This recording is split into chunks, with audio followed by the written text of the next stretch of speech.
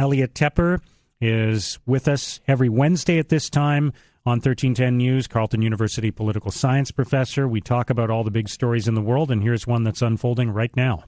And let's get more details. Perhaps we can discuss it as the details emerge. It's so tempting to link this to the stories we were already going to speak about today, which includes not just what's going on in Washington, but what's going on in Washington does relate to security, but also what's going on in the Middle East. We tend to think if we haven't heard anything this week, that means everything's quiet. But in fact, the Middle East quagmire is the Syrian civil war started 6 years ago. We're at the anniversary. Actually, it was a week ago. But all of this, it's very tempting to link these stories, but we don't have the facts on what's going on in London. Yeah, we don't know what happened here. We don't know why it happened. The one thing I would say, though, is of course people will react with shock and surprise when these events occur. The truth is that in an environment when it's a free society, when you've got vehicles moving through public and you've got sidewalks and roads next to each other, even around major iconic institutions like the Houses of Parliament, it's unless you want a complete police state, there is the risk that these kinds of things can and will happen. And London has certainly seen its share of that over the years, more specifically during the time of the IRA and that kind of thing. But in a free society, where people are able to move around freely and drive cars and so on, it's inevitable that once in a while there will be an event of this kind. And London, of course, is a world center. Yeah, politics there. Get caught up with whatever's happening in the world. We, again, don't know the details on this. It's so reminiscent of what happened. This is just a year ago today in Belgium. There was an incident. We know what's happened in France with the use of vehicles. And, of course, in Israel, this is unfortunately a common occurrence. So, and we've also had our incident here in town where vehicles were used in Quebec. So much going on in the world. It's almost impossible to avoid what's going on in Washington. Mm-hmm. The Trump candidacy absorbed all the oxygen in terms of all the other many, many candidates, and he came out triumphant. Now, whatever happens in Washington is drowning out just basically whatever else is happening in the world. And part of our job is to remember, hey, there's a world out there. But we can't ignore what's going on in Washington. Perhaps we should turn to, since this is what are the headlines? The headlines are, Donald Trump, the FBI, Supreme Court, Obamacare. All of those issues are taking all the oxygen out of what should be really a much more complete view of the world. Yeah, let's talk about some of those issues, though, because obviously there are going to be people who will say, well, there are important issues to talk about, but I can't think of a more important issue than whether or not Russia interfered in an American presidential election. Right. That's a big deal. It is. And so the investigation into that continues. There is new information that has come to light about Paul Manafort, who was the Donald Trump's campaign manager for a time. And now, of course, Sean Spicer is playing down the extent to which... a few minutes. He wasn't... That's right. A limited role, he called it, which I suppose in one respect, every role is limited. He was co-chair of the campaign, folks. Yes, but even that has its limits, right? Well, they're broad, yes, but that's true. But even Donald Trump had a limited role in the campaign. There were some things he did and some things he didn't do, right? Well, yes. So even the president of the United States... Life on Earth is finite. Exactly. You and I talk about nuclear weapons. Yeah. So, by the precise definition of the word limited, everybody has a limited role in a campaign, even if they're the person running it and doing almost everything. Let's talk about, that. Yeah. The big event was the appearance of the FBI Director Comey before a committee. And what's puzzling to me, I think, let's talk about what we are looking at and what we should be looking at. Right. What we are looking at are these headline-grabbing stories. The FBI Director has said, actually he said two important things that caught the news and one that didn't quite catch the news that it should. He said that... no, we have no evidence, the FBI, and we've really checked that the Obama administration was bugging Donald Trump and Trump Tower. So that non-story has come and gone, perhaps, although the Trump administration says, well, it isn't over yet. The other thing that caught the news was that the FBI director has said publicly now that the Russians were indeed trying to interfere with the American election, that they really disliked Hillary so much that they were willing to support the opponent, Donald Trump, and they were really interfering on his behalf.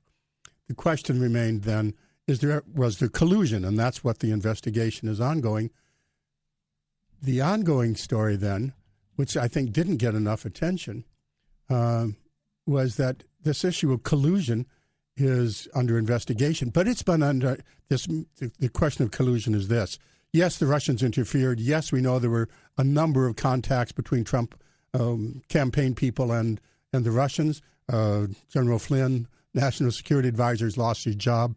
We know that the Attorney General of America has had to recuse himself from anything to do with Russia because of his contacts.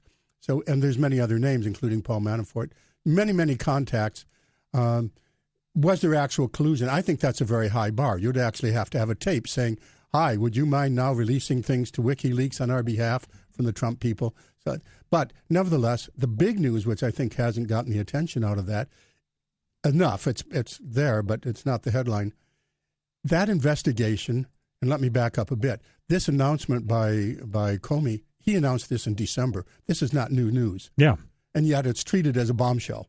He's confirming. But in fact, this was, I think, the 17th, before Christmas in December. This was news, and the CIA confirmed the interference and so forth, so the collusion. No, I think one of the major pieces of news is that the FBI has been investigating collusion since July. That is, in the heart of the final stages of the campaign, the FBI was investigating the Donald Trump team for possible collusion with Russians. And at the same time, as we know, not too long after that, they did release information about Hillary Clinton, a very short-term blip, but at a very strategic time. So now the Democrats, a day or two or three later, are coming out and saying, wait a minute, you interfered in the election on behalf of Hillary. You suppressed the news about Donald Trump, his team being under investigation.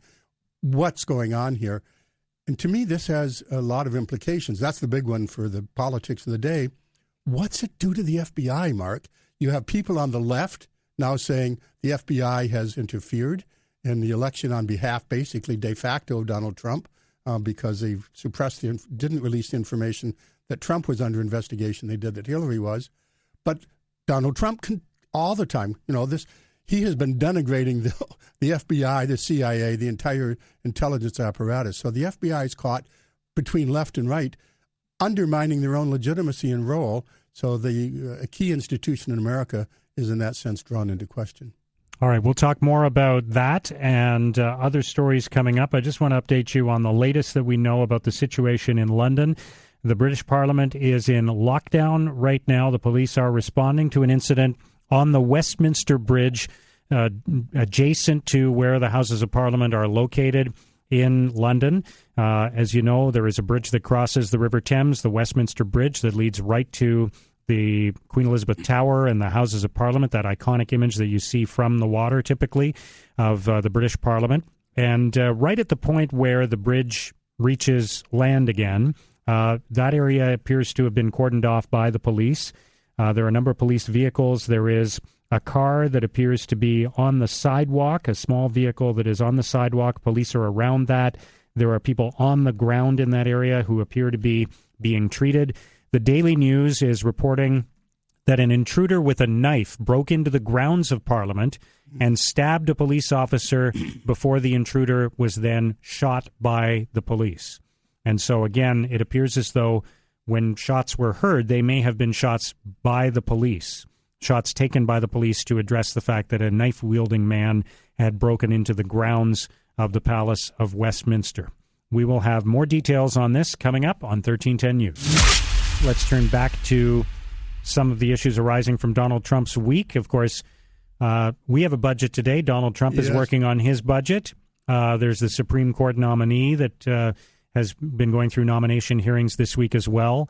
And there's the other issue, and I brought this up the other day as well, that the first 60 days of Donald Trump's presidency, we've focused very much on Donald Trump and his team and what's going on in the White House.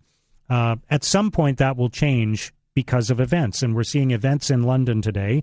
That may not change the Trump presidency, and it may not be that kind of event that changes things, but at some point there will be things that will happen that we'll be talking about, and it will be Donald Trump reacting to those things, and instead of the focus on what's going on inside the White House. Yes, events, dear boy, events. Yes. I suppose one way to wrap this up in terms of the things we're talking about is there's things that go on day to day, and that we do need to pay attention to, and then there's the disruptive events. The things that are going on day to day, to come back to what we were talking about, there's a picture emerging of a massive Russian effort to reach out to the world by covert means and to disrupt democratic processes, not only in America, but around the world, certainly in Europe. So there's clearly a coordinated campaign coming out of Moscow. And as we know, Putin came out of the KGB. So there's KGB-type activities going on. These kinds of day-to-day activities are important, and they're hard to... Every now and then we find something in the news that draw them to our attention. Then there are the disruptive events. Now, these disruptive events, too, we can link to one of the key things we need to talk about, which is the ongoing wars in the Middle East. And I say wars, plural. In a sense, one of the phenomena we're seeing right now is a retreat by America from its self-proclaimed role as leader of the world and others coming in to fill it. Russia's doing so in its very special way. China is quite willing to come in. And at the same time, the collapse of the Middle East has spillover effects. And those spillover effects out of the Syrian civil war are horrendous in terms of the people on the ground in Syria. But they also have global terrorism, transnational terrorism.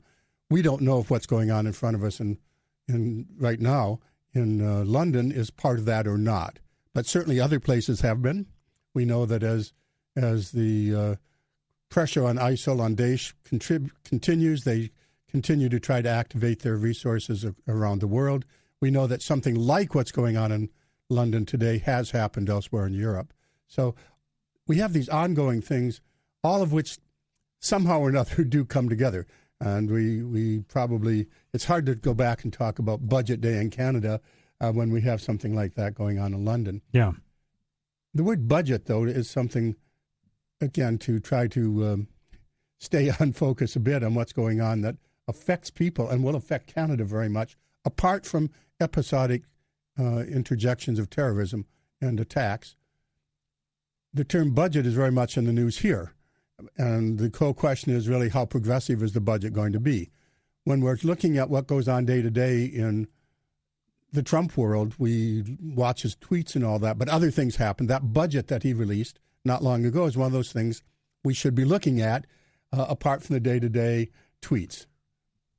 Can you stay a little bit longer this morning since we're covering this breaking news? I have the time. Okay, let's take a quick break. We're going to bring you up to date on the latest news, including the situation in London. Again, apparently a man has been shot, a police officer has been stabbed, and as many as 10 people have been run over by a vehicle on the Westminster Bridge just adjacent to the Houses of Parliament in Britain. We'll have more details coming up on 1310 News.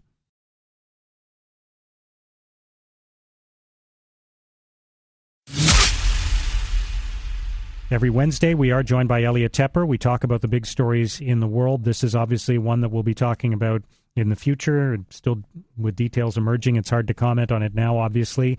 We have been talking, though, about today's federal budget in Ottawa and the fact that Donald Trump is working on a budget of his own. And whatever Washington decides is going to have a big impact on Canada. Yes. It's very hard to return to talk about budgetary details when we have death on the ground in London. We should also remind ourselves, since it was something else we've started to talk about here and we've talked about repeatedly, what's going on in the Middle East. Syria is a carnal house. Iraq is under constant bombing attacks. They will say ruefully, not with pleasure, welcome to our world when we see scenes of death on the street. Until the Syrian conflict is sorted out one way or another, until there's peace there, until the Middle East reorganizes itself, the possibility that what we see today in London and what certainly we've seen in France and actually in Ottawa, that overflow really can affect us all. So even though what's going on in Washington, or for that matter, our budgetary processes here, we have to remind ourselves that we are part of a world.